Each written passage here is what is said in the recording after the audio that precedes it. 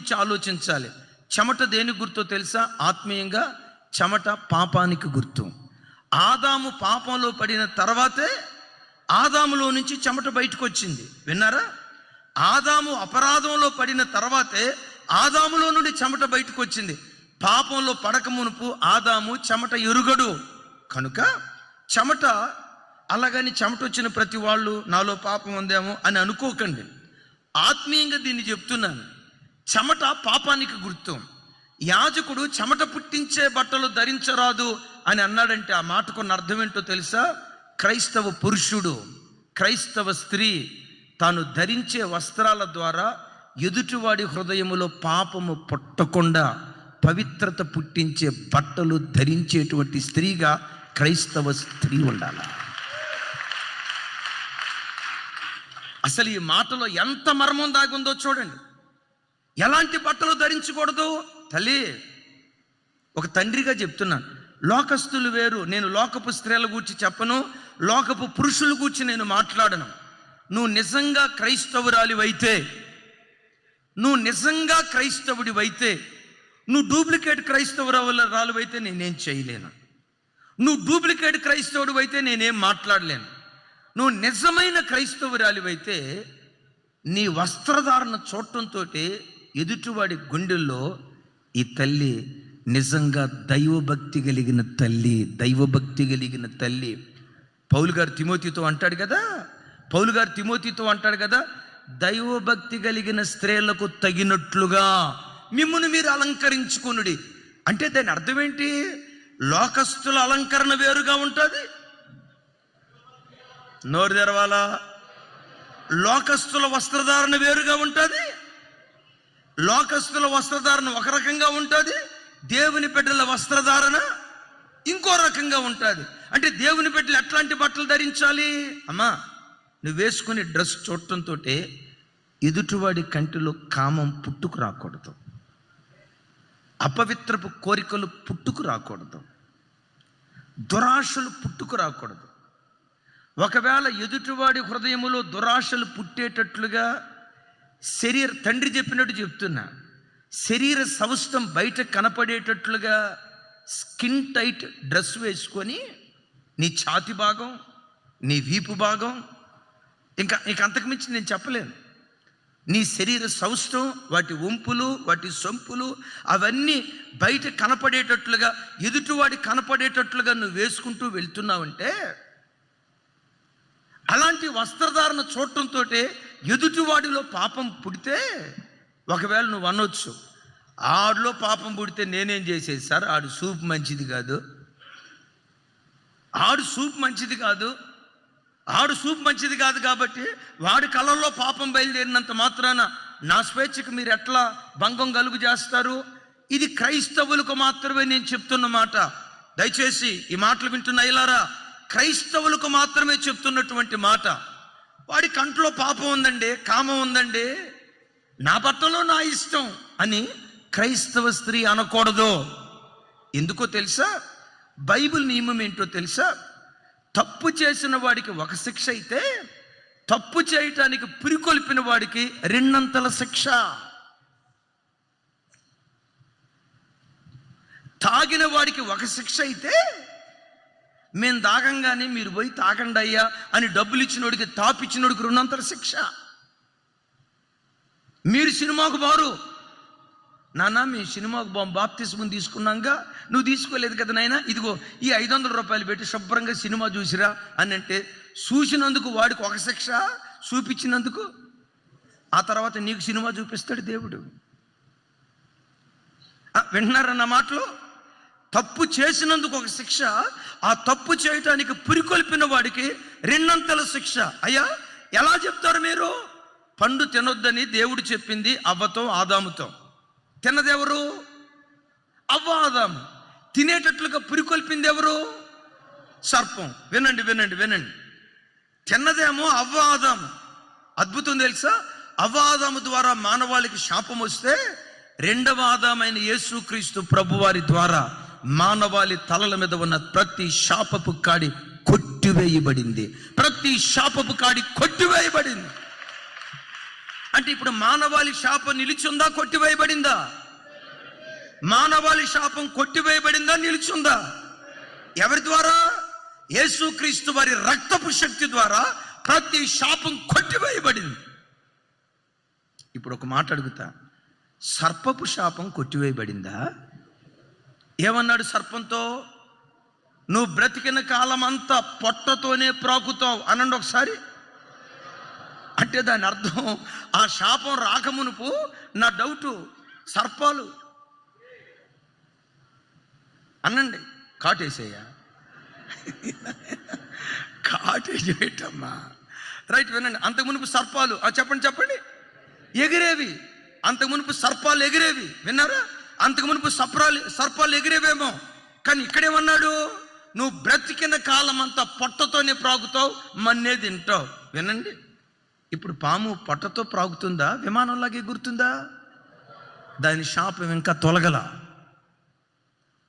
అంటే ఇంకా తొలగలేదంటే తర్వాత తొలుగుతుందా? 1000 ఏండ్ల పరిపాలనలో కూడా అది మన్నే తింటాదని లేఖనాల్లో రాయబడి ఉంది. అంటే పాము యొక్క శాపం ఎప్పటికీ నిలిచే ఉంది, ఎప్పటికీ నిలిచే ఉంటుంది. అరే, తప్పు చేసిన వాడి శాపం కొట్టివేయబడింది. చెప్పండి. దీని అర్థం ఏంటో తెలుసా? నీ శరీర సౌష్ఠంతో ఎదుటివాడి కళ్ళల్లో కాముకత్వాన్ని నువ్వు రేపుతున్నావు అంటే, కామపు ఇచ్చ నువ్వు రేపుతున్నావు అంటే, తల్లి మీ నాన్నగా చెప్తున్నా, మీ కొడుకుగా చెప్తున్నా, మీ తోబుట్టుగా చెప్తున్నా, నీ శరీర సౌష్ఠాన్ని చూసిన తర్వాత ఇంకొకటి మనసులో కాముకత్వపు భావన వచ్చిందంటే, తప్పు చూసినందుకు వాడికి శిక్ష. వాడు తప్పు చేయటానికి అలాంటి బిగుతుతో శరీర సౌష్ఠం కనపడే వస్త్రాలు ధరించిన నీకు 2 అంతల శిక్ష వస్తుంది, గ్రహించు. మీరు అడుగుతారా, ఏమండి వస్త్రాలను బట్టి దేవుడు శిక్షేస్తాడా? ఒకసారి నా వైపు చూడండి. వస్త్రాలను బట్టి దేవుడు శిక్షేస్తాడా? బైబిల్ ఏమని రాయబడి ఉంది? దేవుడు నరుని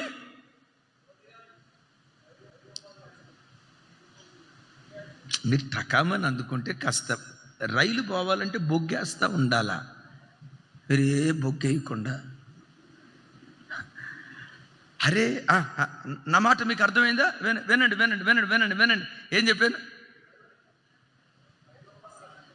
దేవుడు నరుని యొక్క పైరూపాన్ని లక్ష్య పెట్టాడు. దేవుడు లోపల చూస్తాడు. బయట ఎట్లాంటి బట్టలు వేసుకుంటే ఏముంది, ఎట్లాంటి బట్టలు వేసుకున్న అసలు దేవుడు బాహ్య రూపాన్ని చూడడం, దేవుడు చూసేదంతా లోపటే. వింటారా? లోపట ఏదో ఉందో బయట కూడా అదే ఉంటుంది. తండ్రిగా చెప్తున్నా, లోపట జిగిజిగేలు రాణి ఉందనుకో, వస్త్రాలు కూడా జిగిజిగేలు రాణి. మనోడు లోపల జిగిజిగేలు రాజా ఉన్నాడు అనుకో, లోపట జిగిజిగేలు రాజా ఉన్నాడు అనుకో, వీడు వేసుకునే బట్టలు కూడా జిగిజిగేలు రాజా. ఈ జిగిజిగేలు రాజా ఈ యాజకుడు ఏం చెప్తాడో తెలుసా? దేవుడు నరుని పై వేషం చూడ్డు. ఈ పెంతుకోస్తోళ్ళు లేనిపోయిన మాటలు చెప్తారు. అసలు పెంతుకోస్త అంటేనే గొంతు కోస్తా. ఎవడు గొంతులు కోసారు నాయన? ఈ పెంతుకోస్తలు అంటేనే మరీ పాత చింతకాయ మాటలు చెప్తారు. పాత చింతకాయ పచ్చడి కాదు. నా దేవుని వాక్యం కాలాలు మారినా మారదు, స్థలాలు మారినా మారదు. ఏ కాలానికైనా ఒకే వాక్యం, ఏ ప్రాంతానికైనా ఒకే వాక్యం. ఏ ప్రాంతస్థుడైనా, ఏ కాలానికి చెందినవాడైనా వాక్యానికి తగినట్లుగా తాను మారాలి, కానీ తనకు తగినట్లుగా వాక్యం మారదు. ఇప్పుడు అసలు మాట చెప్తా. అనయ్య, దేవుడు వేసుకున్న వస్త్రాలను బట్టి శిక్షేస్తాడా?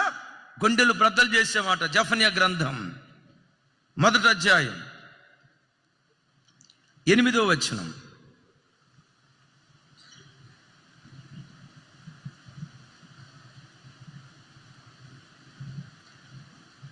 నాతో కలిసి, యెహోవా ఏర్పరిచిన బలిదినమందు అధిపతులను, రాజకుమారులను అన్య దేశస్థుల వలె వస్త్రములు వేసుకొనిన వారందరినీ నేను శిక్షింతును. నా వైపు చూడాలి. దేవుడు ఏం చేస్తాడట? దేవుడు ఏం చేస్తానన్నాడు? ఎలాంటి శిక్ష ఎప్పుడు వేస్తానన్నాడు? ఒక దినం ఉందట. ఏ దినం? అందరు చెప్పాలి. యెహోవా బలి దినాన వధ దినాన ఎవరిని వధించబోతున్నాడు?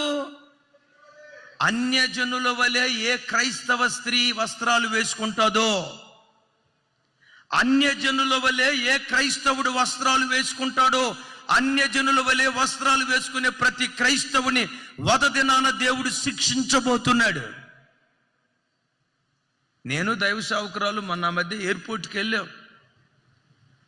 మంచి అవనమ్మాయి సేవకురాలు చూసి నాకు చెప్తుంది, అయ్యో పాపం అమ్మాయి ఎంత పేదతో చూడండి, ప్యాంట్ అంత చిరిగిపోయింది, పాపం మనకన్నా చెప్తే మనం ఒక ప్యాంటు కొని పెట్టేవాళ్ళం కదా.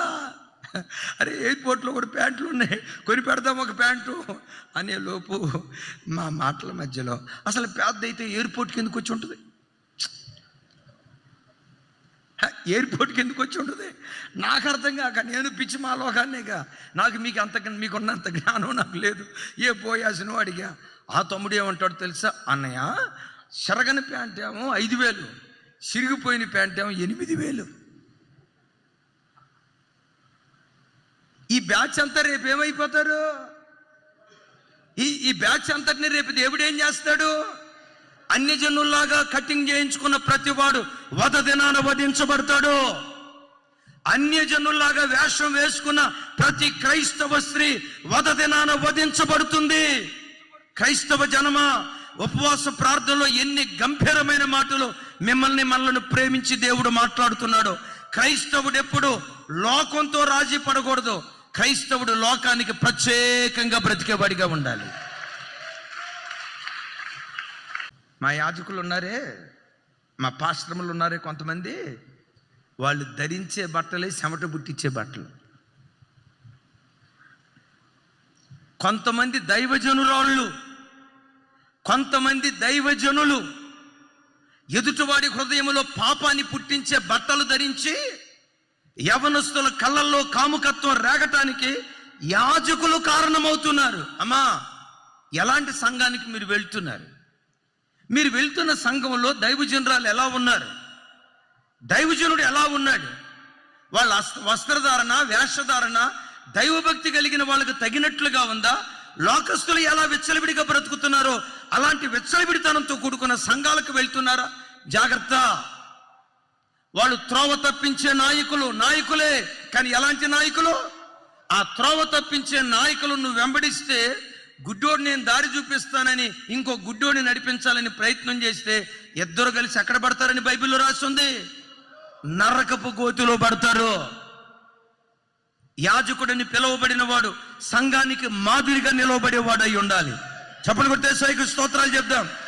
సంఘానికి మాదిరిగా నిలవబడేవాడు అయి ఉండాలి. ఎంతో మంది యవ్వన సేవకురాళ్ళు వస్తున్నారు, రావాలి. ఇంకా తల్లులు దేవుని చేతిలో బలంగా వాడబడాలి.